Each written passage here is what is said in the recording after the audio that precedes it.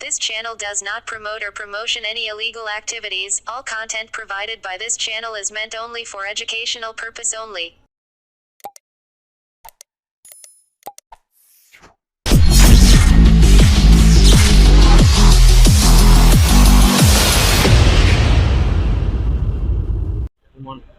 দেখো মানে প্রথমত এরকম ধরনের জিনিস তো প্রথমত অ্যাকসেপ্টেবল নয়, দ্বিতীয়ত সবসময় বাংলা বঞ্চনার শিকার হয়ে আসছে এবং সর্বক্ষেত্রে আমাদেরকে ছোট করা হয়। আমাদের মাননীয় মুখ্যমন্ত্রী, একজন মহিলা মুখ্যমন্ত্রী যাকে আমরা এত শ্রদ্ধা করি সারা ভারতবর্ষের মধ্যে, একজন মহিলা মুখ্যমন্ত্রী, তাকে সারাক্ষণ কথা বলা হচ্ছে এবং তাকে আজকে এরকম ভাবে অপমান করা হলো, তাকে কথা বলতে দেওয়া হলো না। আমাদের পশ্চিমবাংলাকে সবসময় ছোট করে দেখা হয় এবং সেটা আমাদের বিরোধী পক্ষ সেটা করছে, যার জন্য আমাদের এই স্লোগান, আমাদের সবসময় তৃণমূলের স্লোগান চলছে বাংলা বিরোধীদের বিসর্জন। আমরা সেটাতে একদম 100% একমত যে বাংলা বিরোধীদের বিসর্জন হওয়া উচিত এবং আমরা এটা একদম ভীষণ রকম ভাবে আমরা পুরো পশ্চিমবাংলার মানুষ আশা করি এটা বিরোধিতা করবো যে এরকম ভাবে আমাদের মাননীয় মুখ্যমন্ত্রীকে আপনারা হেনস্থা করতে পারেন না এবং এটার একটা অ্যাকশনও নেওয়া উচিত। দিদি, এই বিষয়টা নিয়ে কি আগামী দিনে আপনারা সাংসদরা কি লোকসভায় কি এই বিষয়টা নিয়ে? নিশ্চয়ই আমরা আলোচনা করে এটা নিয়ে, এই টপিকে যদি কথা বলা হয় নিশ্চয়ই কথা বলা উচিত এবং কথা বলা উচিত শুধু নয়, তুলবো, কথা হওয়া উচিত। আগামী দিনে কি কোনো আন্দোলন কি আপনাদের? এখন অব্দি আমরা কিছু সেরকম ভাবিনি, সেটা আমাদের সুপ্রিমো ডিসাইড করবেন, উনি যেরকম ভাবে আমাদেরকে চালিত করবেন আমরা সেরকম ভাবে চলবো, কিন্তু এরকম ধরনের অপমান আমরা সহ্য করবো না। দেখা যাচ্ছে যে বিগত দিনে কেন্দ্রীয় সরকার থেকে বাংলা বঞ্চনার শিকার হয়েছে, এই ক্ষেত্রে দেখা গেল আবার সেই পুনরাবৃত্তি মুখ্যমন্ত্রীকে। হ্যাঁ, কারণ এটা তো সকলের কাছে খোলা হয়ে গেছে যে পশ্চিমবাংলায় বিজেপির কোনো জায়গা নেই, আর তাদের কোনো মানে চিহ্ন মাত্র তাদের আর নেই, তারা ধুয়ে মুছে সাফ হয়ে গেছে এবং তাই জন্য তারা আরো উঠে পড়ে লেগেছে, কোমর বেঁধে গামছা বেঁধে লেগেছে কিভাবে আর কোন দিক দিয়ে কি করা যায় আর কি, আর কিভাবে পেছনে লাগা যায় আর কি। কথা বলতে দেওয়া হবে না, উল্টো পাল্টা আরো বলা হবে, মানে কোনো একটা দিক যদি অ্যাটাক করতে হবে, এত কোনো পথ রইলো না। ভোটের তো দর্শক মানুষ তো বলে দিয়েছেন যে মানুষ কার পক্ষে, এরপর আর ওরা কি করবে, তার কিছু করার নেই, হামাও করে চিৎকার করা ছিল। গতকাল দিল্লিতে নীতি আয়োগ বৈঠক ছিল, সেখানে দেখা গেল যে বাংলার হয়ে প্রতিনিধিত্ব করেছিল মুখ্যমন্ত্রী মমতা বন্দ্যোপাধ্যায়, কিন্তু সেখানে তাকে সময় দেওয়া হলো না, তাকে বলতে দেওয়া কিছু হলো না, তিনি বৈঠক ছেড়ে বয়কট করে চলে আসেন। কি বলবেন? প্রথমত হচ্ছে যে বাংলার মুখ্যমন্ত্রী মমতা বন্দ্যোপাধ্যায় হয়েছে ভারতবর্ষে একজন নেত্রী এবং ভারতবর্ষের দিশারি। তিনি একমাত্র মুখ্যমন্ত্রী ইন্ডিয়া জোটে তিনি গিয়েছিলেন।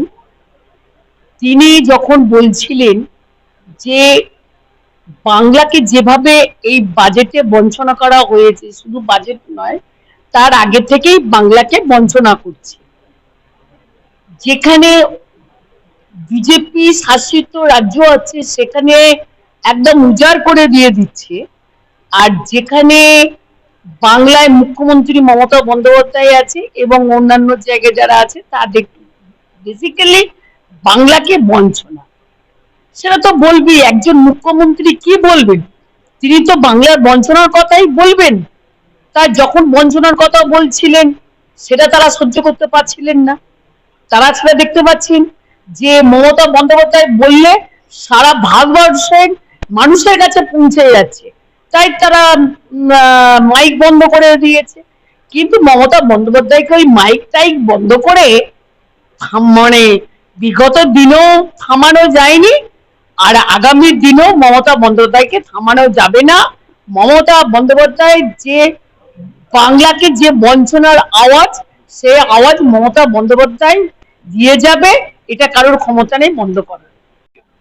বাজেট দিয়ে রাজ্যের বঞ্চনা নিয়ে কথা বলছেন, তাকে বলতে দেওয়া হলো না। বিজেপি যেখানে রাজ্য সেখানে 20-25 মিনিট করে বললো, চন্দ্রবাবু নাইডুকে দিয়েছিল 25 মিনিট। আর ভারতবর্ষে যিনি বিরোধী মুখ মমতা বন্দ্যোপাধ্যায়, তিনি সব ব্যাপারে প্রতিবাদ করেন, বাংলার বঞ্চনার কথা বলতে গেছেন, 5 মিনিট বলার পর তার মাইক বন্ধ করে দেওয়া হলো। এটা কোনো ডেমোক্রেটিক কান্ট্রিতে হয় না। এটা আমি বলবো একটা বাজেট ডিসিশন, এবং আমাদের নেত্রী, সর্বোচ্চ নেত্রী যেটা করেছেন ঠিক করেছেন। রাজ্যের কথা, রাজ্যের বঞ্চনার কথা নীতি আয়োগের বৈঠকে তাকে বলতে দেওয়া হলো না, কিন্তু আগামী দিনে টের পেয়ে যাবে ভারতবর্ষের কেন্দ্রীয় সরকার। দাদা, গতকাল দিল্লিতে নীতি আয়োগ বৈঠক ছিল, সেখানে দেখা গেল বাংলার হয়ে প্রতিনিধিত্ব করেছিল বাংলার মুখ্যমন্ত্রী মমতা বন্দ্যোপাধ্যায়, কিন্তু তাকে কন্ট্রোল করা হলো, তাকে বলতে দেওয়া হলো না। কি বলবেন? দেখুন, একটা হচ্ছে দিল্লিতে একটা বড় যে সরকার চলছে, যে সরকারটা না মানে মানুষের কথা শুনে, না করে ভারতবর্ষের উন্নয়ন, যে ভারতবর্ষের উন্নয়ন কথা যে বলতে যাবে সেখানে তারই গলা টিপে ধরা হবে। এবং মমতা বন্দ্যোপাধ্যায় তিনি বাংলার মানুষের জন্য লড়াই করছে, বাংলার মানুষ তার পাশে আছে। সোচ্চার আগামী দিনে দেখে নেবেন যে বাংলার মানুষকে যে আজকে মমতা বন্দ্যোপাধ্যায়কে 5 মিনিট বলতে দেওয়া হলো না, যে অপমান করা হলো, তার জোরালো প্রতিবাদ আগামী দিনে দেখতে পাওয়া যাবে। সেটা ঠাড়ে ঠাড়ে মোদী সরকার বুঝতে পারবে। গতকাল দিল্লিতে একটা নীতি আয়োগ বৈঠক ছিল রাষ্ট্রপতি ভবনে। সেখানে দেখা গেল যে বাংলার হয়ে প্রতিনিধিত্ব করেছিল মুখ্যমন্ত্রী মমতা বন্দ্যোপাধ্যায়, কিন্তু কিছুক্ষণ সময়ের পরে তিনি বৈঠক ছেড়ে বেরিয়ে আসেন, বয়কট করেন। তিনি বলেন তার মাইক নাকি বন্ধ করে দেওয়া হয়েছে, কণ্ঠরোধ করা হয়েছে। কি বলবেন? এবং খুবই দুঃখজনক ঘটনা।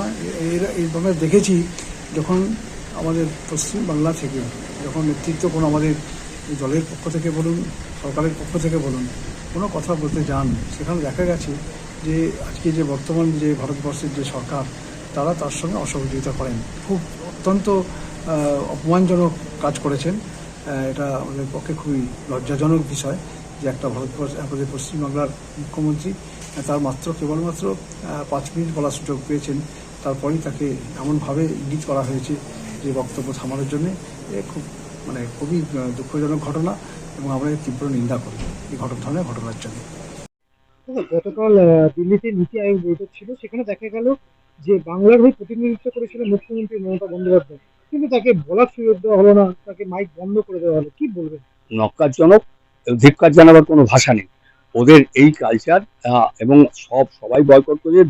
মুখ্যমন্ত্রী আমাদের গেছিলেন এই কারণের জন্য, ওরা পঞ্চবার্ষিকী যে পরিকল্পনা তৈরি হতো 50 ইয়ার প্ল্যান, সেটা তুলে দিয়েছে। একমাত্র বলার জায়গা এইটাই ছিল, কিন্তু এইখানে গিয়েও হয়তো না গেলে বলবেন উনি তো এলেন না বা বললেন না, উনি এলে আমরা শুনতাম বলে, কিন্তু যাবার পরেও এটা উনি প্রমাণ করে দিলেন, যাবার পরে ওদের কি নক্কারজনক ভূমিকা এবং কি অসভ্যতা। গতকাল দেখা গেল দিল্লিতে নীতি আয়োগের বৈঠক ছিল, সেখানে দেখা গেল বাংলার হয়ে কথা বলতে গিয়েছিল মুখ্যমন্ত্রী মমতা বন্দ্যোপাধ্যায়, কিন্তু কিছু সময়ের পর তাকে বলতে দেওয়া হয়নি বলে বয়কট করে তিনি বেরিয়ে এসেছেন। কি বলবেন? বাংলার প্রতি বঞ্চনা আমরা দেখে এসেছি দিল্লি। প্রধানমন্ত্রী তৃতীয়বারের জন্য ক্ষমতা আসার পর বিরোধী দলের সঙ্গে নিয়ে তারা যারা বলেছিল সমস্ত কথাটাই মিথ্যা, এবং সবকা সাথ সবকা বিকাশ যে মুখে যে কথাগুলো বলে সেটা যে মিথ্যে সেটা প্রমাণ হয়ে গেল। কারণ বাংলার মুখ্যমন্ত্রী একমাত্র বিরোধী দল থেকেই প্রতিনিধিত্ব করতে গেছিলেন নীতি আয়োগ বৈঠকে। এটা মুখ্যমন্ত্রী কিন্তু আগের দিন জানিয়ে দিয়েছিলেন যে আমি তো আমার প্রতিবাদ রেখে আসবো।